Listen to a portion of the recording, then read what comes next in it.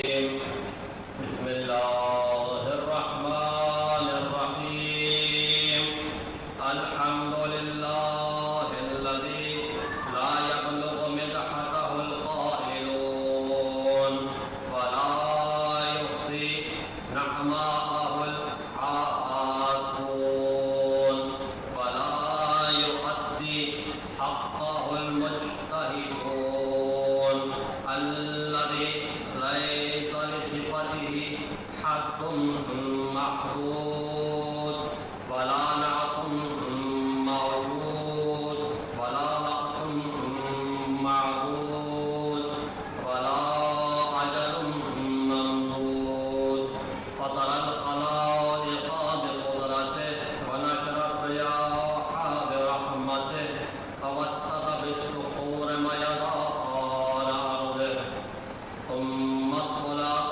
والسلام والتحية والإكرام على صاحب الدعوة النبوية والصولة الحيدرية والعصمة الفاطمية والحلم الحسنية والشجاعة الحسينية والعبادة السجادية والمآثر الباقرية والآثار الجعفرية والعلوم الكاظمية والحجج الرضوية والجهد التقوية والنقاوة النقوية والهيبة العسكرية والغيبة الإلهية القائم بالحق المهدي المنتظر صلوات الله عليهم أجمعين.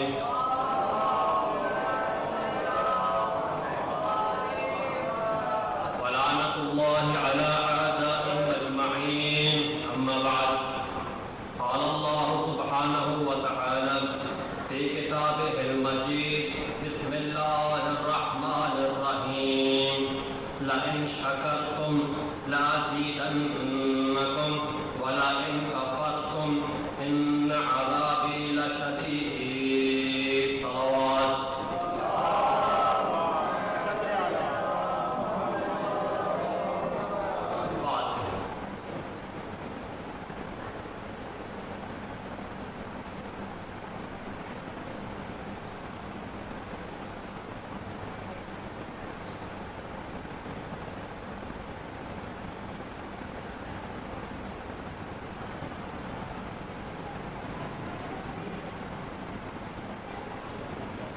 نعرہ تکبیر، نعرہ رسالت، نعرہ حیدری، حیدری، حیدری۔ پہلے پہ لعنت، دوسرے پہ لعنت، تیسرے پہ لعنت، پہلی پہ لعنت، دوسری پہ لعنت۔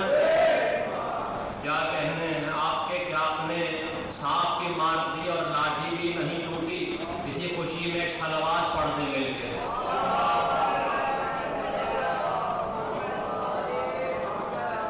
آمادہ ہے تو گفتگو کا آغاز کیا جائے، اس سے بہتر صلوات پڑھی مل کے۔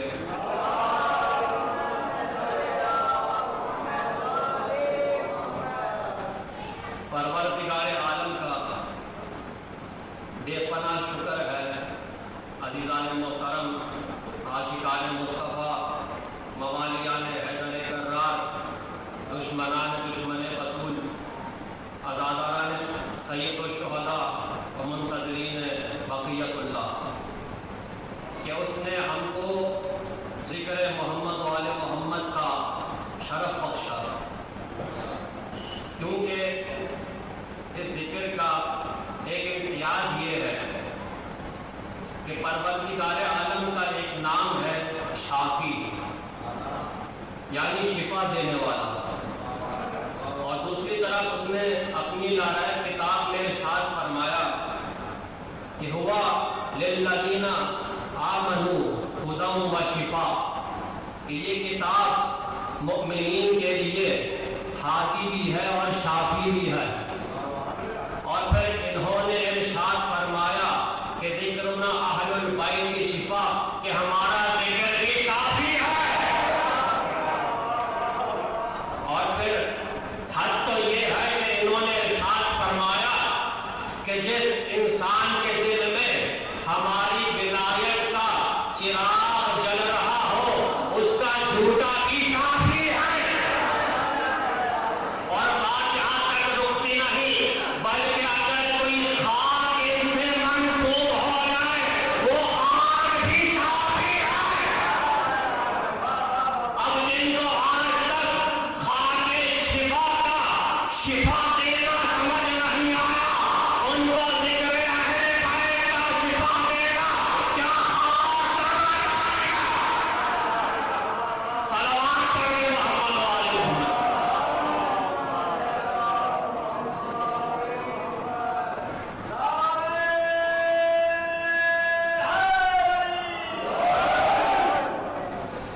اپنے دل کو، اپنی روح کو، اپنے نفس کو، اپنے کل وجود کو مولا کے ساتھ جوڑ کر سنیں گے۔ آپ کے سامنے میں نے سرنامہ کلام میں جو آیہ مجیدہ تلاوت کرنے کا شرف پایا اس پر میں گفتگو کروں گا، لیکن یہ دیکھیے کہ آج کی مجلس منسوب ہے ویسے 3 روزہ مجالس کے حوالے سے امام رضا صلوات اللہ علیہ سے، لیکن چونکہ ایام ایسے ہیں کہ ماں قبل امام رضا کی شہادت ایک روایت کے مطابق اور ماں بعد امام تقی کی شہادت ایک روایت کے مطابق، میں نے یہ بہتر جانا کہ اس مجلس میں امام تقی کا ذکر ہو، کیونکہ بر صغیر میں ماہ سفر میں ویسے ہی امام رضا کی شہادت کا خاص اہتمام ہوتا ہے۔ تو پروردگار عالم نے جب اپنے 8ویں حجاب کے ذریعے اپنی تجلیات کو ظاہر کیا اور پھر اس حجاب کی بصورت شہادت لوگوں کی نظروں سے غیبت واقع ہوئی، بڑا دقیق جملہ میں نے کہا، تو پھر پروردگار نے اپنے نوے حجاب کا انتخاب کیا اور پھر جب اس نوے حجاب کے ذریعے اپنی تجلیات کو عالم بشریت میں ظاہر کیا تو دیکھنے والوں نے یکجہاں ہو کر کے حق کہا کہ یہ کوئی اور نہیں بلکہ محمد ہی ہے۔ اور پھر سلسلہ یہاں تک رکا نہیں، بلکہ کسی نے کہا فقط محمد نہیں بلکہ تقی بھی ہے۔ اور پھر اس کا سفر آگے بڑھتا رہا، کسی پر اس امام کا جود و کرم ہو گیا تو اس نے کہا فقط تقی نہیں بلکہ جواد بھی ہے۔ اور پھر ابو سلمہ کہتا ہے اے لوگوں تقی بھی ہے جواد بھی ہے، لیکن سنو یہ میرا مسیحا بھی ہے، کیونکہ میں پیدائشی طور پر بہرا تھا، لیکن جب ایک مرتبہ زیارت کی غرض سے بیت شرف امام تقی میں حاضر ہوا تو امام نے اپنی شفقت کا ہاتھ میرے کانوں پر پھیرا اور کہا اے ابو سلمہ آج سے سن، جو سن بیٹھا رہ گیا اس پر میرا سلام ہے۔ امام نے کہا اے ابو سلمہ آج سے سن۔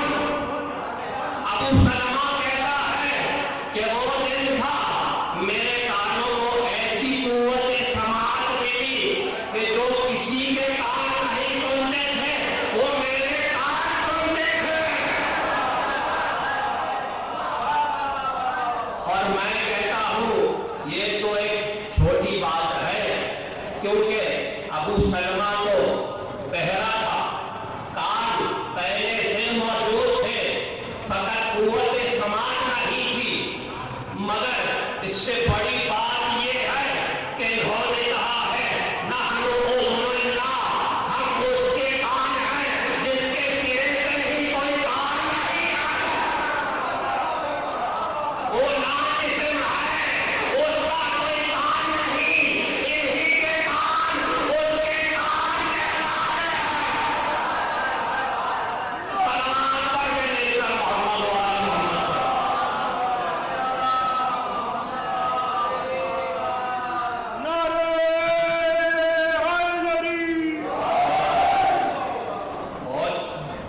سے میں چاہ رہا تھا کہ میں یہ نعرہ سنوں، کیونکہ یہ فقط نعرہ نہیں ہے حضور والا، یہ فقط نعرہ نہیں، اس کو کوئی رسمی بات مت سمجھیے۔ کیوں؟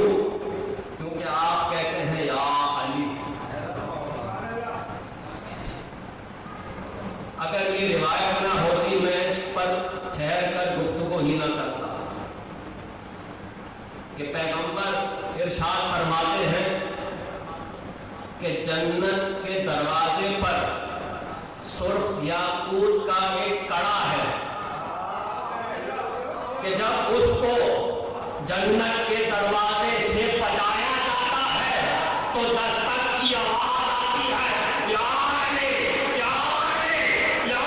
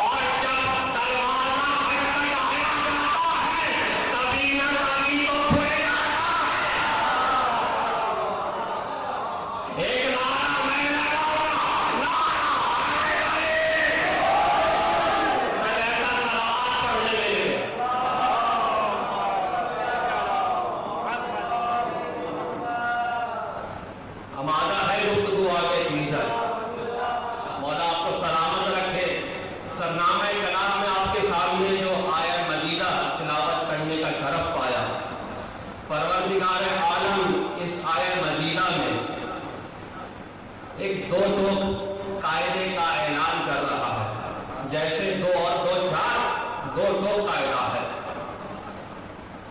لَإِن شَكَرْتُمْ لَأَزِيدَنَّكُمْ، اگر شکر ادا کرو گے میں زیادہ کر دوں گا۔ مولا آپ کو سلامت رکھے۔ اور پھر کہا وَلَئِن كَفَرْتُمْ، اور اگر ناشکری کی إِنَّ عَذَابِي لَشَدِيدٌ، میرا عذاب شدید ہے۔ اور پھر سرکار امام محمد تقی صلوات اللہ علیہ ارشاد فرماتے ہیں نعمت لا تشکر کسیئات لا تغفر، کہ ایک نعمت جس کا شکر ادا نہ کیا جائے وہ ایک ایسے گناہ کی طرح ہے جس کی کوئی بخشش نہیں۔ اور اس موقع پر آئیے معصوم کے اس فرمان پر عمل کرتے ہیں کہ اِنَّا عَلَيْنَا أَن نُلْقِيَ إِلَيْكُمُ الْأُصُولَ، کہ ہم پر یہ ذمہ ہے کہ ہم تم کو اصول و قواعد کی تعلیم دیں، وَعَلَيْكُمْ أَن تُفَرِّقُوا، اور تم پر یہ ذمہ ہے کہ تم ان اصول و قواعد سے شاخیں بنا کر پھل کو حاصل کرو۔ اور جب پھل کی بات چلی ہے تو اس موقع پر یہ واقعہ سنتے جائیے۔ علامہ مجلسی نقل کرتے ہیں بہار میں ایک مرتبہ حضرت قمر رضی اللہ تعالیٰ عنہ، اور میں تو آپ کے لیے رضی اللہ کہہ رہا ہوں ورنہ میں تو علیہ السلام کا قائل ہوں، کیونکہ ان کے تو نوکر علیہ السلام ہیں، دنیا نے ان کا مرتبہ گھٹا کر رکھا ہے۔ وہ علیہ السلام نہیں بلکہ وہ تو منہ سلام ہے، ان پر سلام نہیں بلکہ ان کی وجہ سے ہم پر سلامتی ہے۔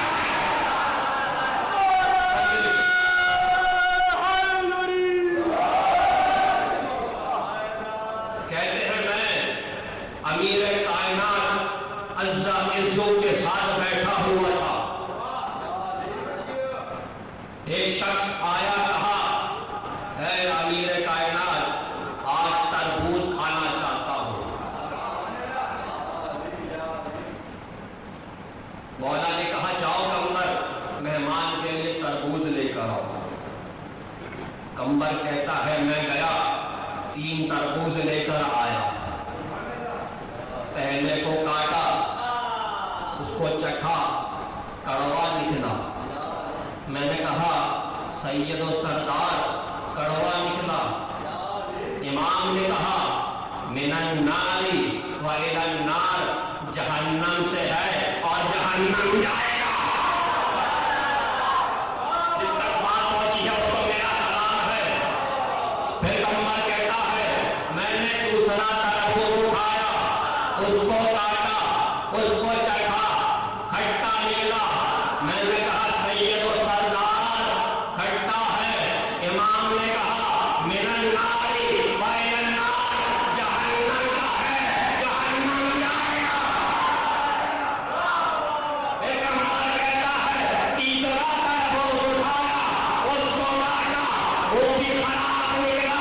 इमाम ने कहा जहन्नम का है, जहन्नम जाएगा। फिर मैं चौथा तरबूज लेकर आया और उसके बाद जब उसको काटा, उसको चखा, उसका जायका मीठा निकला। अमीर ने हुक्म दिया कि सब मिलकर खाओ।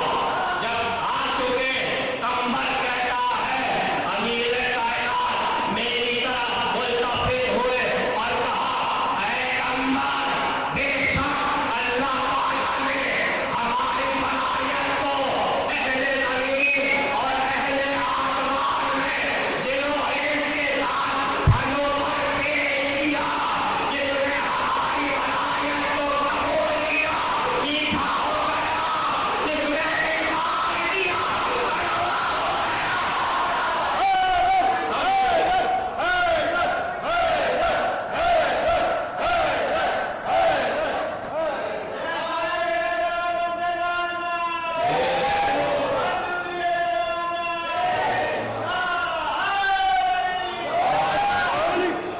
अब मुझे समझ में आया कि क्यों मासूम ने एक मकाम पर हुक्म किया कि जब किसी मुनकिर वलायत से मजबूरन हाथ मिलाना पड़े तो जाकर अपना हाथ धोकर निजात साफ कर देना। क्यों? क्योंकि जिस फल में इनकी वलायत ना हो वो कड़वा हो जाता है। जिस इंसान में इनकी वलायत ना हो वो नजिस हो जाता है।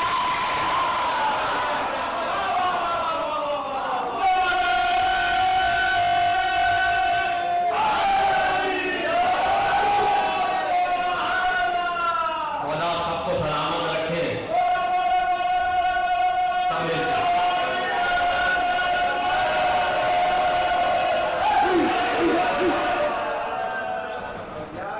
आज कुछ मालिकों की तरफ से इंतजाम है कि सरकार कलंदर का भी जिक्र हो रहा है और आज आपको पता चलेगा मैं क्यों ये बात कर रहा हूँ। इमाम ने कहा कि वो नेमत जिसका शुक्र अदा न किया जाए ऐसे गुनाह की तरह है कि जिसकी कोई बख्शिश नहीं। और फिर ये बात शिया और सुन्नी दोनों फरीकैन के उलमा ने लिखी है कि शुक्र अदा करना फकत ज़बान से शुक्र शुक्र कहने पर इनसार नहीं करता, बल्कि नेमत का शुक्र अदा करना इस बात पर मौकूफ है कि वो नेमत जिस मकसद के लिए है उस मकसद के लिए उसको इस्तेमाल करो। और ये ऐसा आसान कायदा है कि जिसको मैं और आप हर छोटी से बड़ी नेमत पर लागू कर सकते हैं। ज़बान है उस मकसद के लिए इस्तेमाल करो जिस मकसद के लिए है। आंखें हैं उस मकसद के लिए इस्तेमाल करो जिस मकसद के लिए है। जो भी पतन के आधार है उस मकसद के लिए इस्तेमाल करो। अक्ल है उस मकसद के लिए इस्तेमाल करो। इल्म है उस मकसद के लिए इस्तेमाल करो। माल है मकसद के लिए इस्तेमाल करो।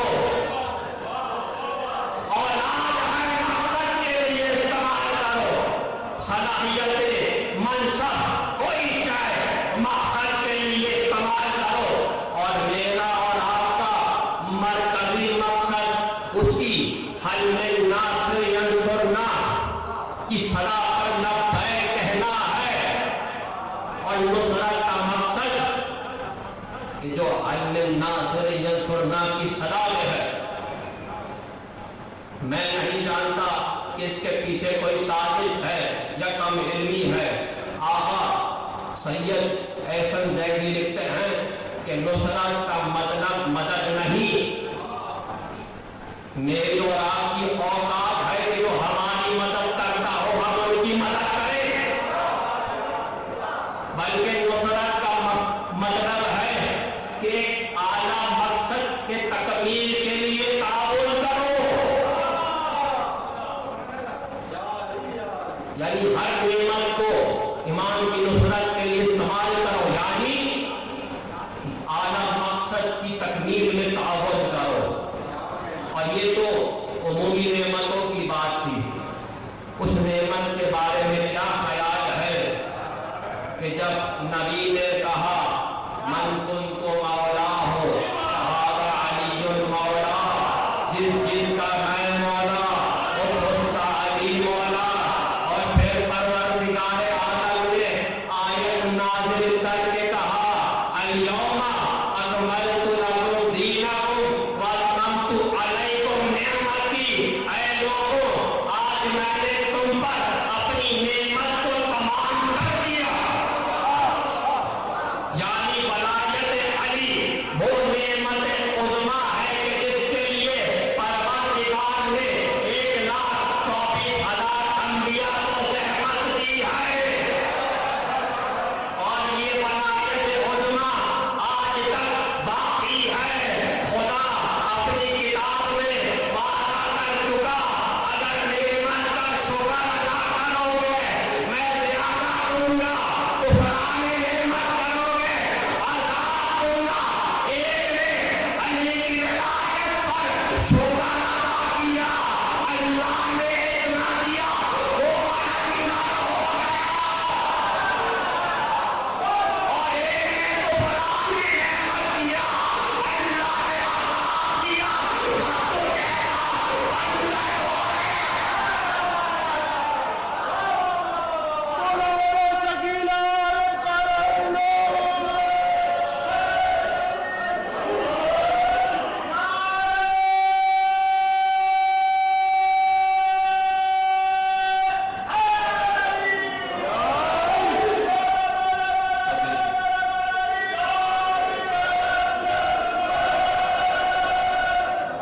تو جس نے شکر ادا کیا علی نے اس کو کلندر بنا دیا. جس نے قدر نہیں کی ڈھکو جیسا بندر بن گیا.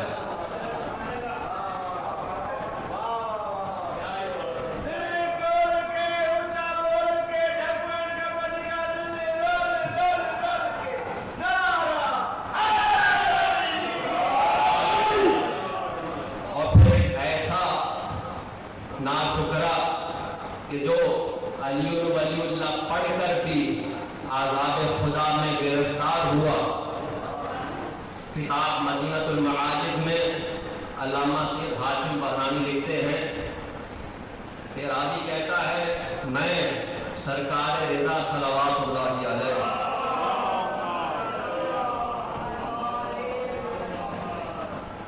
کے پاس خراسان میں تشریف فرما تھا.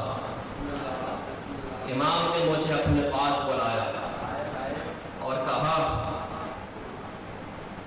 کہ علی ابن ابی حمزہ الفتائینی کہ جو واقفی فرقے سے تعلق رکھتا تھا. واقفی فرقہ شیعوں کا ایک پرانا فرقہ ہے کہ ان کے عقیدے کے مطابق امامت امام موسیٰ کاظم پر ختم ہو جاتی ہے. لہذا اس کے بعد جتنے بھی ائمہ ہیں ان کو معاذ اللہ جھوٹا اور کاذب مانتے تھے. تو یہ انہی میں سے تھا بطائنی. امام نے کہا، راوی کہتا ہے کہ بطائنی ابھی مر گیا. اور پھر آہستہ آہستہ جیسے ہی وقت گزرتا رہا امام مجھے خبریں غیب دیتے رہے کہ اب اس کو قبر میں اتارا جا رہا ہے. اور پھر کچھ دیر گزری امام نے کہا اور اب اس کے پاس فرشتے آ گئے. اور پھر کہا سن اب اس سے سوال ہو رہا ہے. اور وہ پوچھ رہے بتا تیرا رب کون ہے؟ کہتا ہے پروردگار عالم میرا رب ہے۔ امام نے کہا اب اس سے پوچھ رہے ہیں بتا تیرا نبی کون ہے؟ تو کہہ رہا ہے محمد مصطفیٰ صلی اللہ علیہ وآلہ میرے نبی ہیں۔ اب اس سے پوچھ رہے ہیں بتا تیرا دین کیا ہے؟ اس نے کہا اسلام میرا دین ہے۔ اس کے بعد پوچھا بتا قبلہ؟ اس نے کہا کعبہ۔ اس نے کہا انہوں نے پوچھا کتاب؟ اس نے کہا قرآن۔ یہاں تک کہ امام کہتے ہیں اب انہوں نے پوچھا بتا تیرا ولی کون ہے؟ توجہ۔ اس نے کہا علی۔ فرشتوں نے کہا اس کے بعد؟ اس نے کہا حسن۔ فرشتوں نے پوچھا اس کے بعد؟ اس نے کہا حسین۔ فرشتوں نے پوچھا اس کے بعد؟ اس نے کہا زین العابدین۔ پوچھا اس کے بعد؟ کہا باقر۔ اس کے بعد کہا جعفر۔ اس کے بعد کہا کاظم۔ اور پھر پوچھا اس کے بعد؟ چونکہ یہیں تک مانتا تھا۔ امام کہتے ہیں آپ سوال کر رہے ہیں جواب نہیں دے پا زبان لڑکھڑا رہی ہے۔ اور پھر امام نے کہا فرشتوں نے دوسری مرتبہ پوچھا بتا اس کے بعد ولی کون ہے؟ بتا اس کے بعد کون ہے؟ فرشتوں نے جہنم کا کھول اٹھایا، اس کی قبر میں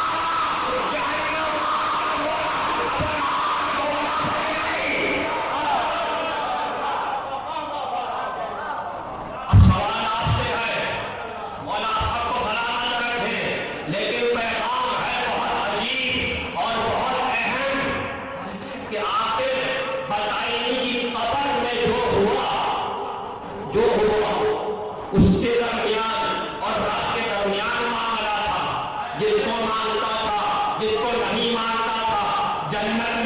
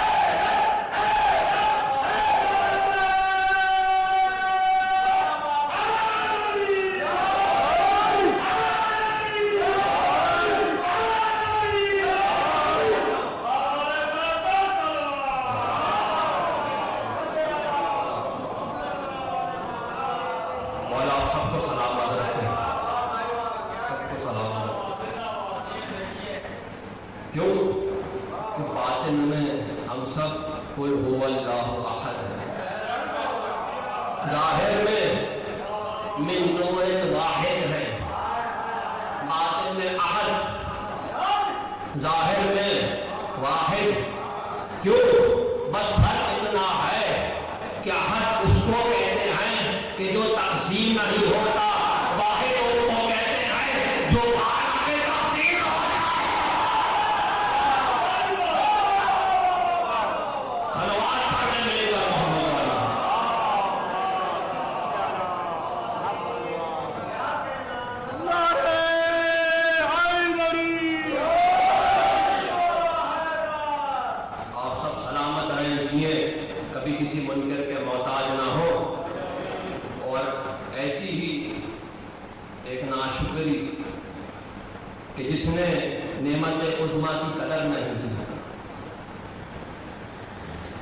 نام ہے اس کا ام الفضل، مامون الرشید کی صاحبزادی ہے۔ ایک سیاست کے ماتحت مامون الرشید نے امام تقی سے اس کا عقد کیا،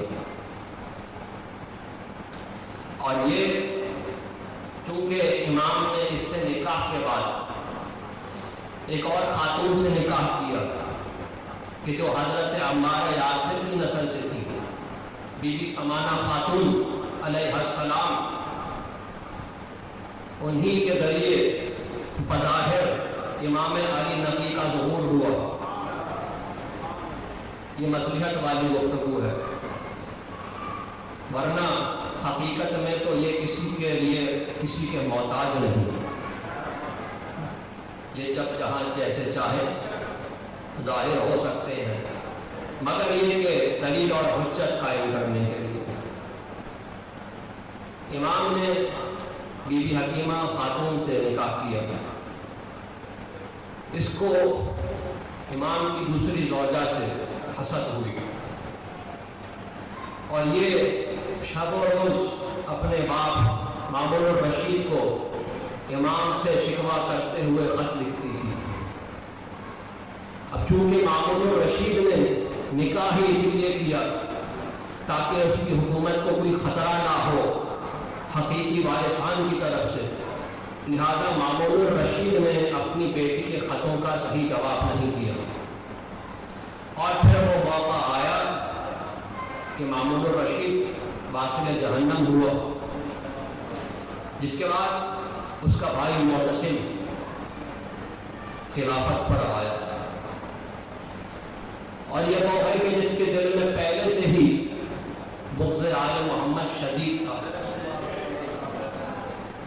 لہذا اب جب بھتیجی کو پتہ چلا کہ چچا جو بغض آل محمد میں مشہور ہے اب وہ خلافت کی کرسی پر ہے، اب اس کو سبز باغ دکھائی دیے، اور اس نے پھر دوبارہ خط لکھنا شروع کیے امام کے خلاف کہ میرے ہوتے ہوئے دوسرا نکاح کیا ہے۔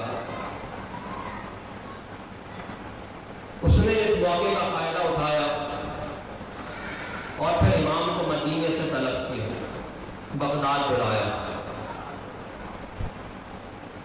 بغداد میں لا کر کچھ عرصہ قید میں رکھا، اور بالآخر اسی زوجہ اسی ملعونہ ام الفضل کو یہ کام سونپا کہ تو اب امام تقی کو زہر دے۔ کہتے ہیں کہ جب اس نے زہر دیا ہے، اب زہر کے اثر سے امام کا بدن جلنے لگا، اور جب زہر کی وجہ سے انسان درد محسوس کرتا ہے تو انسان کروٹیں بدلتا ہے۔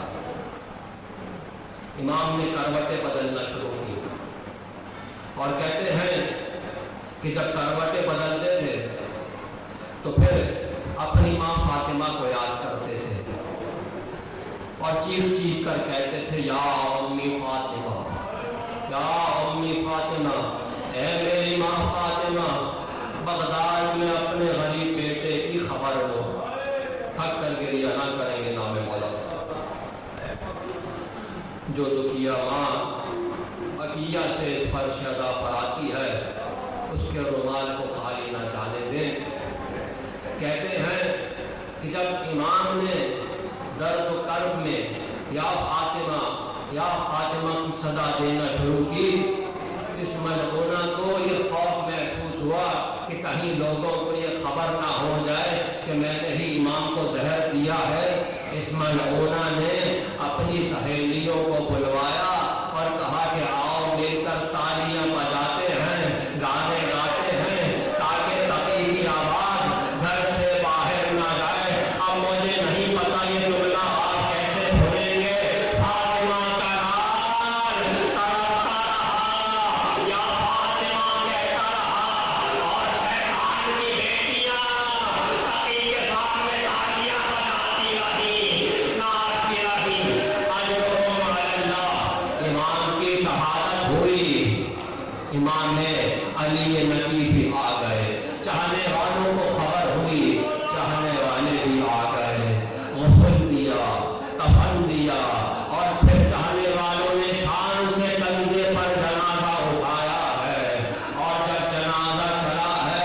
لوگوں نے دیکھا امام علی نقی ہزاروں قطار کریا کر رہے ہیں۔ میں نے اس بات پر بہت غور کیا ہے کہ آخر کیا وجہ ہے بعد از کربلا جس امام کا جنازہ اٹھا ہے لوگوں نے دیکھا اس کا فرزند اس کا وارث جنازے میں کریا کر رہا ہے، ایسا کریا کر رہا ہے کہ لوگ اس کی طرف متوجہ ہو جاتے ہیں، اور جب